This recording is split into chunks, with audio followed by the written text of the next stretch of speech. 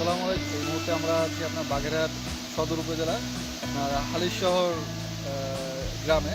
এখানে আমরা এই মুহূর্তে কথা বলছি আমাদের বিপুল ভাইয়ের সাথে, যার আপনার খামারের নামটা হচ্ছে গিয়ে বিপুল শিম কালচার। তো উনি এখানে আপনার বাগদা গলদাটা করছে। তো আমরা একটা পুকুর দেখতে পাচ্ছেন, এই মুহূর্তে এখানে উনি অ্যাডার মেশিন ইউজ করে। তো আপনার সাথে কথা বলবো কেন উনি অ্যাডার মেশিন ইউজ করে এবং এটা ইউজ করলে উপকারিতা কী, বা এটা উপকারে মানে ইউজ করলে কোনো লাভবান হয়েছে কি না, তো এই সম্বন্ধে আমরা কথা বলতে। ভাই কেমন আছেন? ভালো আছি। যাক, ধন্যবাদ। আপনার দেখতে পাচ্ছি পুকুরে প্রায় 3টার মতো অ্যাডাপ্টার আছে, আরও ওই পাশে পুকুর আছে, ওখানেও অ্যাডাপ্টার দেখবেন। তো আপনি কেন এই অ্যাডাপ্টারগুলো ইউজ করছেন, করে এটা কোনো সুফল পাচ্ছেন কি না? আমাদের যারা মাছ চাষ করে অনেক খামারি ভাই আছে, তাদের জন্য যদি আপনার কোনো সাজেশন থাকে অ্যাডাপ্টারে বা অন্য যে কোনো বিষয়, আপনার একজন এক্সপার্ট মানে সিম মানে মাছ সিম চাষে বিশেষ করে। তো আমি যদি জানি আপনি এটা মেডিসিন নিয়ে কাজ করেন, যদি কোনো সাজেশন বা কোনো কিছু থাকে আমাদের বলবেন।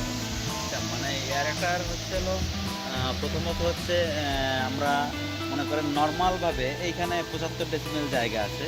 তা 75 ডেসিমেলের জায়গা 3000 স্কোয়ার মিটার। এখানে মনে করেন যে হয়তো 10,000 বাগদা চাষ করা যায় এয়ারটার ছাড়া। এর কারণে কিন্তু যখন আমি এয়ারটার দিব তখন মনে করেন আমার এই 6টা এয়ারটার ছিল। মানে আমি গত সপ্তাহে আমার বাগদা হারভেস্টিং হয়ে গেছে, যার কারণে দুটো উপরে রেখে দিচ্ছি, এখন 3টে চালাচ্ছি। কারণ আমরা বাগদা হারভেস্টিং এর পরে এখানে আমি কিছু পিস গলদা দিয়েছি। আচ্ছা, একটু আমি একটু কোশ্চেন করি, এই মেশিনগুলো আপনি একসাথে 6টা চালাচ্ছিল নাকি রোটেশন অনুযায়ী? না, একসঙ্গে একসাথে চলতো। কত ঘন্টা করে চলতো এটা? আমরা বাগদাকে 4 বেলা খাবার দিই। মনে করেন সকাল 6টা, 11টা, বিকেল 5টা, রাত 10টা। এই 4 বারে 4 দেড়ে 6 ঘন্টা অফ যাবে। একবারে 1.5 ঘন্টা অফ যাবে। আচ্ছা, মানে টানা কতক্ষণ চলে? 4 ঘন্টা চলে। টানা চলবে 6 ঘন্টা, 24 ঘন্টা, 6 ঘন্টা অফ যাবে। হ্যাঁ, আর বাদ বাকি চলবে। কারণ আমাদের বাগদায় হচ্ছে এখানে আমরা হাই ডেন্সিটি করি। আমরা এখানে বাগদা দিচ্ছিলাম হচ্ছে 60,000। আচ্ছা, যেটা আপনি বলেছেন যে এই ছাড়া 10,000। হ্যাঁ, এমনি ধরেন এয়ারেশন ছাড়া এখানে 60,000-এর স্থলে 10,000 দেওয়া যায়। আচ্ছা, হ্যাঁ, এয়ারেশন দিলে ফিক্সড টাইম। হ্যাঁ, এয়ারেশন দিলে আমি শতাংশে 1000 PL দিতে পারবো।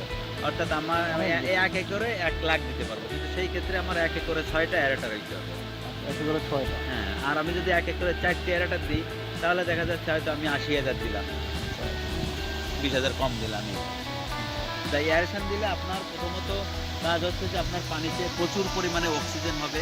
তো এর 4 পাখার একটা প্যাডেল হুইলে 2 ঘর 4 পাখা 1.5 কিলো। তো এতে আপনার মনে করেন যে 2 কেজির উপরে অক্সিজেন দেবে পার আওয়ারে।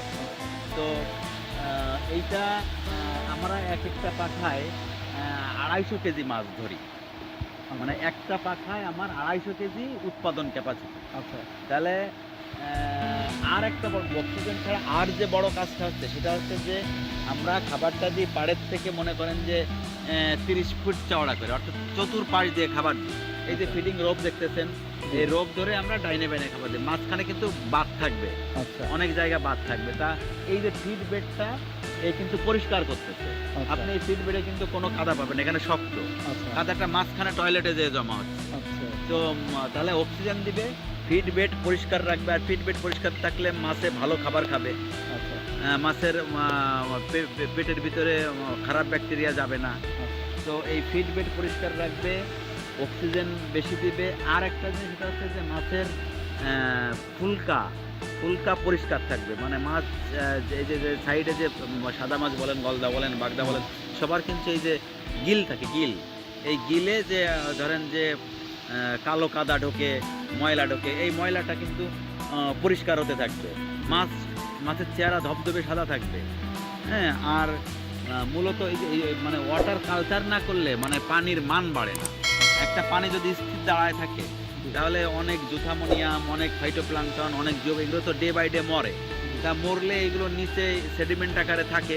তো এটা থেকে হাইড্রোজেন সালফাইড হয়, নাইট্রাইট হয়, অ্যামোনিয়া হয়, মিথেন হয়, অনেক কিছু হয়। কিন্তু যখন আমার এই পানিটা রোটেশন হবে তখন কিন্তু এই গ্যাসগুলো অটোমেটিক উড়ে যাবে।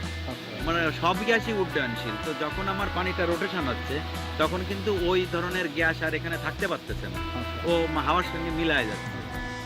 এই বিশেষ। তাহলে আমরা পাইলাম কি, অক্সিজেন পাইলাম, ফিডবেট ক্লিয়ার পাইলাম, মাছের দেহ পরিষ্কার পাইলাম, আর যাবতীয় গ্যাস হলো না। তার মানে আপনার এয়ারেটর ইউজ করে আপনার এই সুবিধাগুলো হ্যাঁ, খুব আমি সহজেই- আমি আমি এইটুকুন বলতে পারি যে এয়ারেটর ছাড়া কোনো প্রকার মাছ চাষ আদৌ সম্ভব না, হ্যাঁ ঠিক আছে, মানে- আদৌ সম্ভব নয়। তার কারণ হচ্ছে মনে করেন আপনি আমি লো ডেন্সিটিতেও যদি করি জি। তাহলে যেদিন আমার সূর্য উঠবে না, মেঘলা আকাশ, সেদিন কিন্তু অটোমেটিক্যালি মাছ ভেসে যাবে। কারণ আমরা দেখছি যে আজকে মনে করেন যে এক সূর্য ওঠে নাই, বৃষ্টি, হ্যাঁ, নদীর পানি মেপে দেখেন যে ডিজেল অক্সিজেন 3 ppm 2 ppm মাছ, নদীর মাছই গাবায় যাচ্ছে, মানে ভেসে যাচ্ছে। ঠিক আছে। তাহলে আপনার পুকুরের মাছ কিভাবে থাকবে? খারাপ হবে। তো এই জন্য আপনি লো ডেন্সিটি করেন, হাই ডেন্সিটি করেন, আপনার অ্যারেটার কম বেশি লাগবে। লো ডেন্সিটি করলে অল্প একটা অ্যারেটার রাখবেন, আপনি এই ডেন্সিটি অনুযায়ী অ্যারেশন রাখবেন। আপনি যদি চালাইতে না চান, আপনি পরিবেশ অনুযায়ী চালান, তাও আপনার অ্যারেশন লাগবে। তার মানে আপনার ইউটিউব থেকে এয়ারেটর নিতে লাগবে। হ্যাঁ, লাগবে। ধন্যবাদ আপনাকে। আর একটা জিনিস আমি বলতে চাচ্ছি, আমাদের বিপুলরা এই চিংড়ি চাষ বা মাছ চাষে খুবই অভিজ্ঞ। আপনাদের কারো যদি কোনো সাপোর্ট বা কোনো লাগে, সাজেশন লাগে, সার্ভিস লাগে, ওনার সাথে যোগাযোগ করুন। আপনার তো মনে হয়, আমি যতটুকু জানি আপনার বাজার এটার নামটা জানি বাঁকুড়া ওইখানে আপনার মানে একটা শোরুম আছে, মানে শোরুম মানে এটা ডিসপেন্সারি বা ডিসপেন্সারি নামটা কি এটা? ফলতিতা বাজারে আমার ডিসপেন্সারি আছে, ওটা হচ্ছে ব্রাদার্স এন্টারপ্রাইজ। ব্রাদার্স। আপনারা চাইলে ওই এই ঠিকানায় গিয়ে ওনার সাথে কথা বলে যে কোনো চিংড়ি চাষের জন্য যত সাবজেক্ট আপনাদের শুনলেন, উনি খুব ভালোভাবে বুঝিয়ে দিয়েছে খুব অল্প কথার মাধ্যমে। আশা করি যদি কারো কোনো প্রয়োজন হয় তা বিপুল ভাইয়ের সাথে যোগাযোগ রাখবেন এই ফলদিকা বাজারে, আর ব্রাদার্স এন্টারপ্রাইজে ওনাকে পাবেন।